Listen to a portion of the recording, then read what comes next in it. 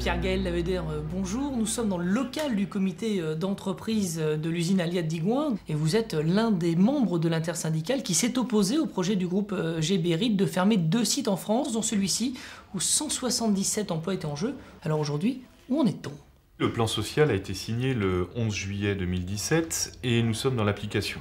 C'est-à-dire que 40 emplois ont été sauvés, 40 emplois tournés vers la logistique et les salariés qui ont été licenciés sont aujourd'hui dans le plan de reclassement. Comment vous êtes battu? Parce que le combat, je pense que le mot n'est pas trop fort, a duré 14 mois entre l'intersyndicale et la direction. C'était très long, effectivement. On s'est tout de suite attaché les services d'experts comptables, d'un avocat, Ralph Blindauer.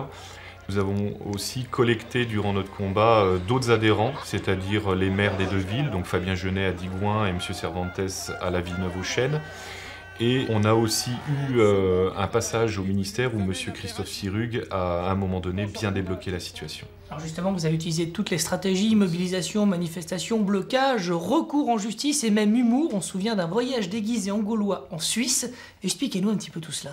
Alors quand on part au combat, on ne néglige rien, on utilise tout ce qui est à notre portée. L'humour, c'est un bon moyen pour faire passer des idées, notre combat, le rendre visible. Je pense qu'on a été jusqu'au bout de tout ce qu'on pouvait utiliser pour mener ce combat. Alors justement, qu'est-ce qui était le plus dur pour vous? Le jour de l'annonce, où j'ai vu des collègues de plus de 50 ans pleurer, ça a été véritablement un déchirement et puis une grosse remise en question. Qu'est-ce qu'on fait maintenant? Forcément, on ne peut pas penser à autre chose que de se battre pour sauver ces gens, pour sauver nos emplois. Est-ce que vous comprenez qu'un groupe qui gagne de l'argent avec des bénéfices nets, une forte progression de croissance de l'ordre de 28% puisse vous fermer? Oui et non.